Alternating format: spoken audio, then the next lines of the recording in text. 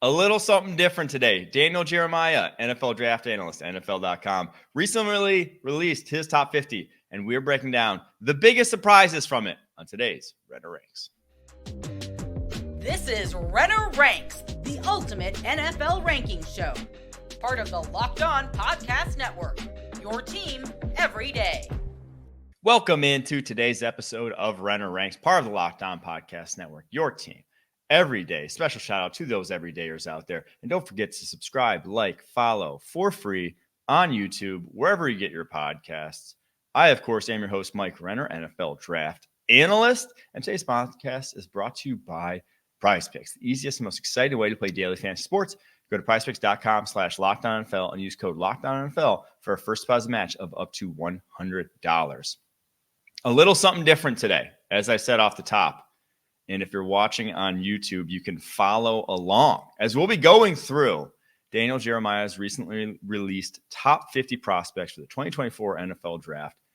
And again, if you're only listening to the audio version, you can see me scrolling through it on the YouTube version here, but we're going to go to the biggest surprises of the top 50 because every year there's a bunch. I love seeing his first top 50. It gives a fresh perspective from a guy I really respect in the business. And the very first surprise, the biggest one to me, and now he hinted at it prior to releasing this, but Rome Odunze, the Washington wide receiver, is his number 3 overall prospect. I love the take. Difficult to argue with when you watch his tape this past fall. I mean, the man was as complete a wide receiver as you'll see in college football. Just, I think there are the other two guys that are obviously, the number 1 and 2 wide receiver for most people, Marvin Harrison Jr., Malik Neighbors. I think Odunze has fewer weaknesses in his game. Like he has more of an all-around skill set. With Marvin Harrison Jr., he's not necessarily a yak weapon. He's not a throw him a screen and he'll make 3 guys miss. With Malik Neighbors, I think it still remains to be seen how he can win at the catch point on the outside, how he can win as sort of, an X wide receiver. But with Odunze, I don't think those questions are there. Now, the high end for Marvin Harrison Jr. and Neighbors is what I'm buying into. Like those guys are freaks of nature athletically and what they bring to the table in a way that I just don't quite see with Odunze. Not to say he's not a fantastic wide receiver in his own right, but to have him at 3 and then Malik Neighbors at 7 is definitely differs from a lot of what I've seen in the draft space, differs from my take as well. And I do think there's something to be said about comparing this class to 2021. The top of that 2021 NFL class, if you'll recall, outside of the quarterback position, it went Kyle Pitts, Jamar Chase, Jalen Waddle, Penei Sewell, J.C. Horn, Patrick Surtain, Devontae Smith, Micah Parsons, Rashawn Slater. That's 8 straight slam dunks, right? That's somewhat how I see this top 10, is that it's just easy pick after easy pick. But when that's the case, if you go back and re-rank that 2021 NFL draft, the guys who rise to the top are the guys who play the most valuable positions and the guys who are the freakiest athletes, right? The Jamar Chase, the Micah Parsons, the Jalen Waddle, the Penei Sewell. That's what I think you want to chase in situations like this. So that's, again, why I have Neighbors over Odunze. I'm not saying he's wrong for having it the other way. I'm just saying these guys are all nasty prospects. When you're the top of this class is going to all be very good, are all going to be very good NFL players. I'm just going to chase the high end of the valuable positions when I'm ranking my top 10. And that brings me to his next one here. Number 6. So he has the QBs, Caleb Williams, Drake May, Jaden Daniels. Chalky there for a lot of draft analysts. But then at number 6 overall, he has Terion Arnold. Cornerback. Going out, putting a stamp on him. I know some people love this guy's tape. I mean, I love this guy's tape. He was tremendous this past fall. To me, in this mix of corners, where I think you got 5 that are right in that first round mix. You got Terion Arnold. You have his teammate Kool-Aid McKinstry. You have Nate Wiggins from Clemson. You have Cooper DeJean from Iowa. And you have Quinyon Mitchell from Toledo. Those are kind of the 5 right now that I don't think the top 32 picks get called without hearing all those guys' names. And they're all kind of jumbled in the mix that, kind of a pick your poison of who you want skill set wise from those guys. But of those 5, Terion to me is the most complete of the bunch in that I don't care the scheme. I don't care the style of defense. He will fill a role at a high level for you. And so I think that's why you see him rise to the top on boards like Daniel Jeremiah's here, and that everyone, to me, the skill set reminds me a lot of Trent McDuffie. Now, I think he's a little bit, just a touch bigger frame. Trent McDuffie had short arms coming out, sub 30 inches. That's why you see him in the slot nowadays in the NFL for the Chiefs. But that's like the similar skill set. And to me, that's why when I saw number 6, I was like, man, he reminds me of Trent McDuffie. That just seems high. I went back, I had Trent McDuffie 11 on my draft board. So I guess it's not that high for that. And then if you go back and look at that class, actually. So again, that was the 2022 class. I went back and re-ranked that class just like who I would take right now. The guys I would for sure take over Trent McDuffie from that class.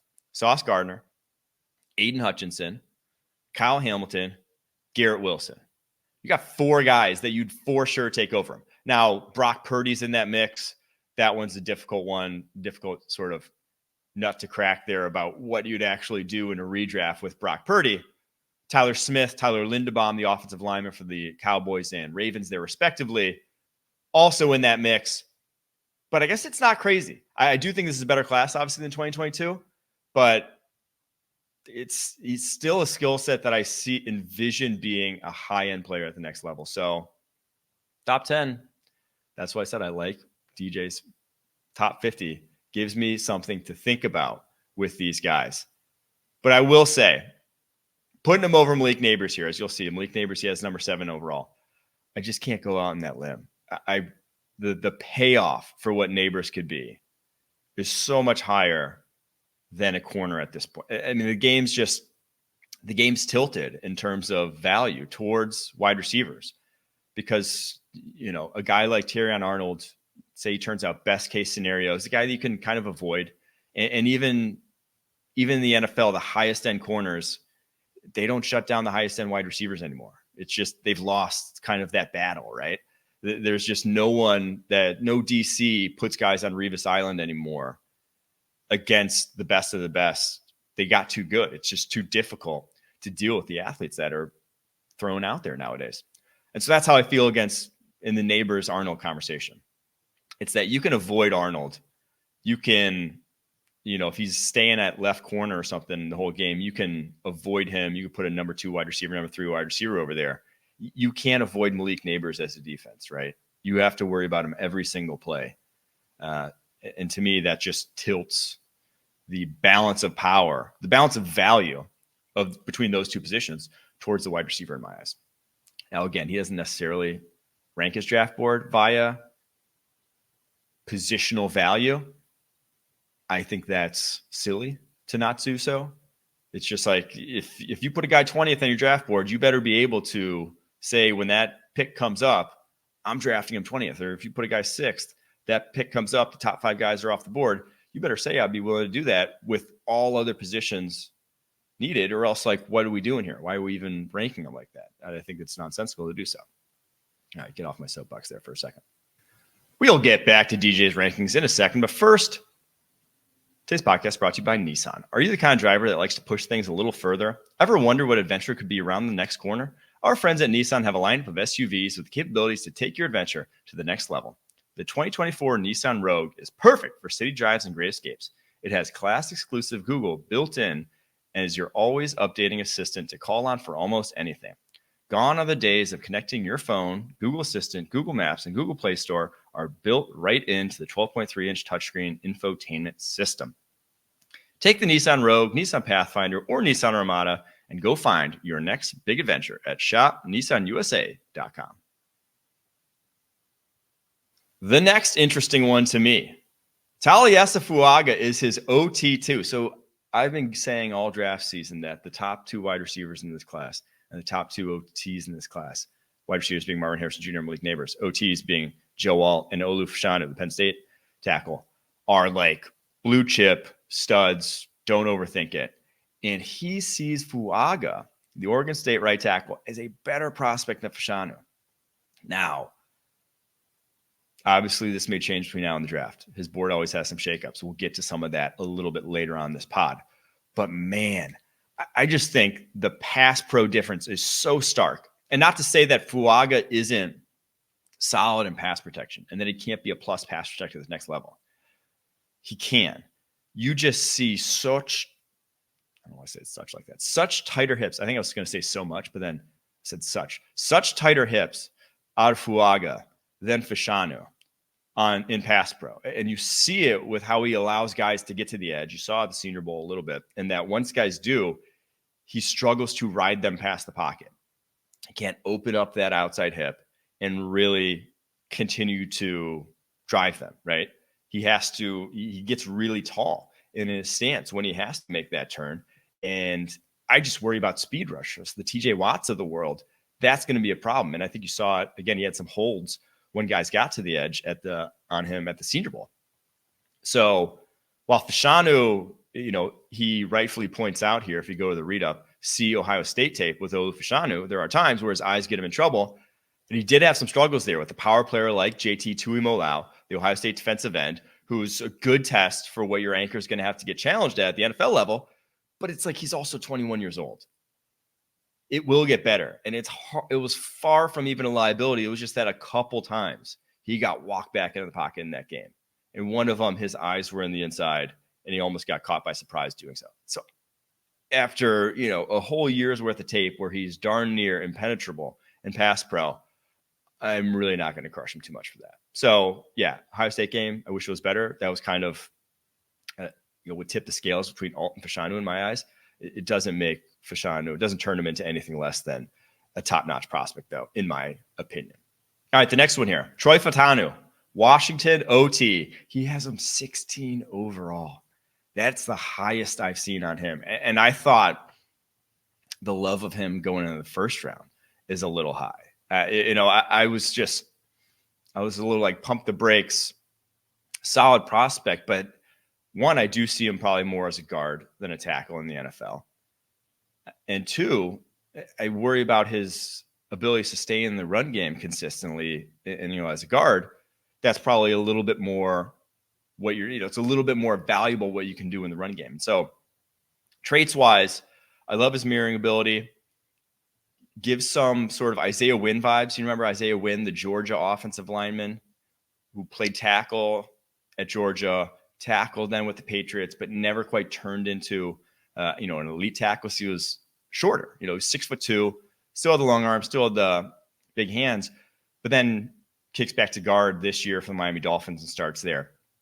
I think if Fautanu stays at tackle, I think he could be a capable starting tackle. But I do think ultimately most people are going to see him as either a guard or center in the NFL. And 16 for a guy like that, who, again, talking about not an elite run blocker by any means, it's just a little high for me.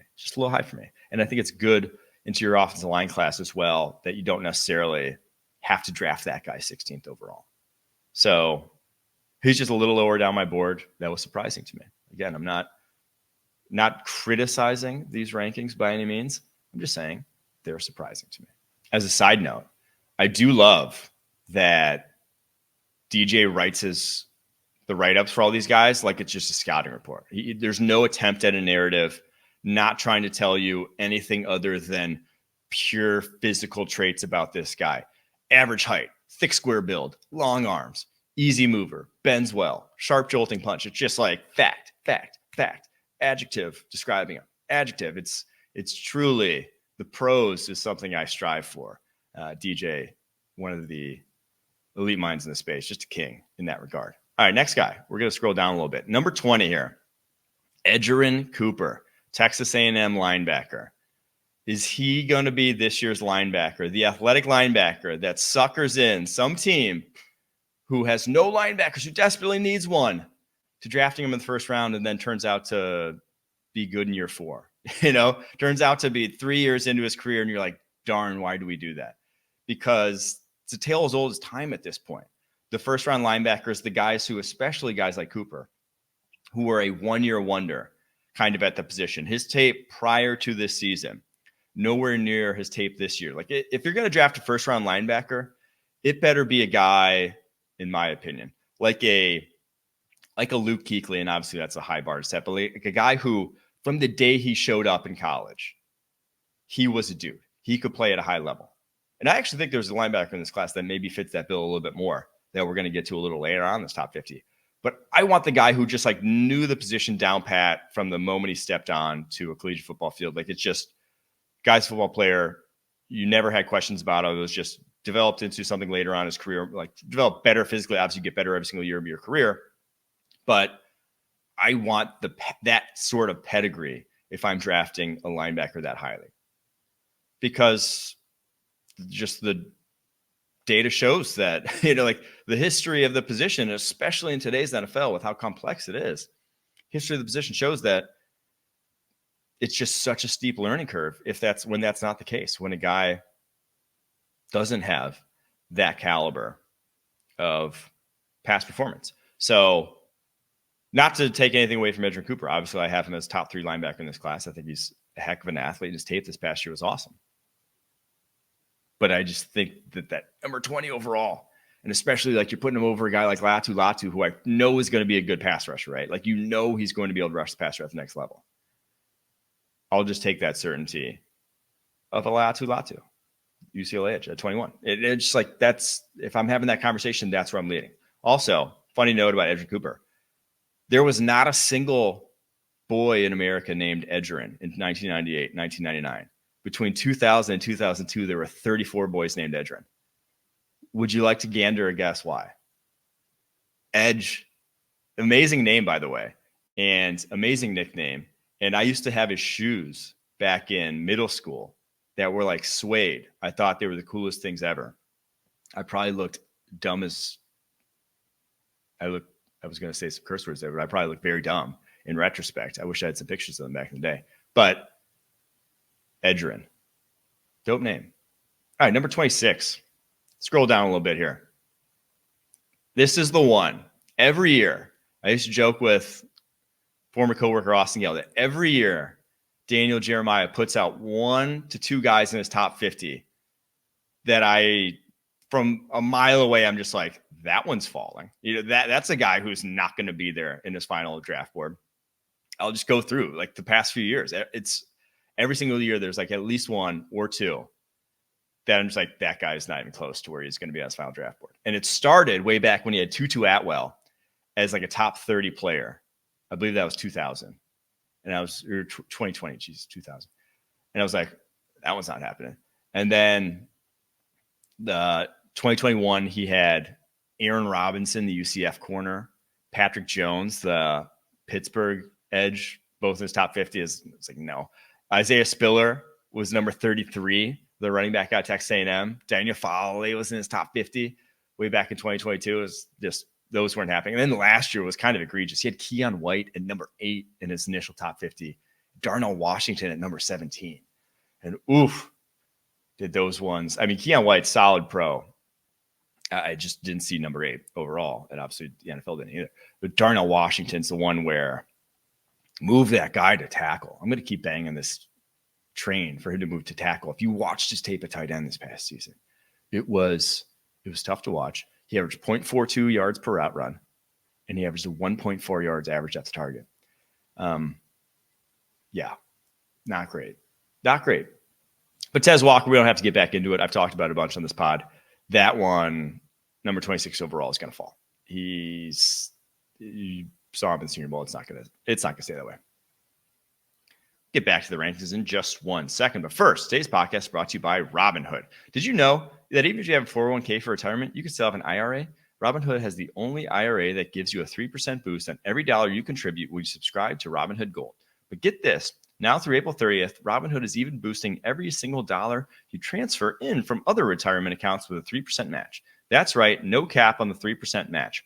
Robinhood Gold gets you the most for your retirement thanks to their IRA with a 3% match. This offer is good through April 30th. Get started at robinhood.com/boost. Subscription fees apply. And now for some legal info. Claim as of Q1 2024 validated by Radius Global Market Research. Investing involves risk, including loss. Limitations apply to IRAs and 401ks. 3% match requires Robinhood Gold for 1 year from the date for 3% match. Must keep Robinhood IRA for 5 years. 3% match on transfers subject to specific terms and conditions. Robinhood IRA available to U.S. customers in good standing. Robinhood Financial LLC member SIPC is registered broker-dealer. I got to jump down a bit here. If you, again, I'm not going to read off the entire top 50. That's bad podcast content. But if you want to go check it out, NFL.com, Daniel Jeremiah. We're going to go all the way to number 45. Junior Coulson makes his top 50. His LB2, the Michigan linebacker, a guy who I said fits that bill of he came in starting as a true freshman for Jim Harbaugh. Has done nothing other than play solid football. I mean, I think he sees the game really well. I don't think he makes a lot of mistakes. I think he's this class's Jack Campbell. Coulson's 6'3", 247, ideal middle linebacker size. Been playing since his freshman year, 1,910 snaps in 3 seasons. Over that span, only 17 missed tackles on 273 attempts. That's 6.2% missed tackle rate. He's been a tremendous tackler, physical, can blitz, take on blocks. Not a lot to dislike. He's just not, Edan Cooper athletically, right? He's not going to run. I'd be floored if he breaks 4.6. And honestly, if he didn't even break 4.7, I don't know if I'd be surprised. Like if he ran like a 4.71, 4.72, I'd probably be like, okay, yeah, I can see that. But I just think you're getting a darn good linebacker. So DJ sees the vision. Appreciate that someone else does in the draft space. There you have it, though. The biggest surprise is I am interested to see how his 2.0 will come out, because the biggest shakeup for him is always between 1.0 and 2.0. You'll have guys moving 20, 30 spots. I do expect some of these to come down. I think maybe of all the ones I said, I think Tez is going to come down for sure. I think Edan Cooper may come down too. And I think maybe the Fuaga over for Shanu. Maybe Fuaga maybe not coming down a lot. I'm not arguing too much with Fuaga being 11 overall. I think he's an awesome prospect. It's just the comparative ranking there I can't get on board with. But there you have it. Excited to get into some other people's takes. Obviously, I spew my takes here all day, every day. But excited to just get other opinions, see what other people are saying about these guys, and present the entire story to you. Because I, as much as I would like to think, don't know it all. And I like to learn from other guys too. So thanks for listening to Renner Ranks, part of the Locked On Podcast Network, your team every day.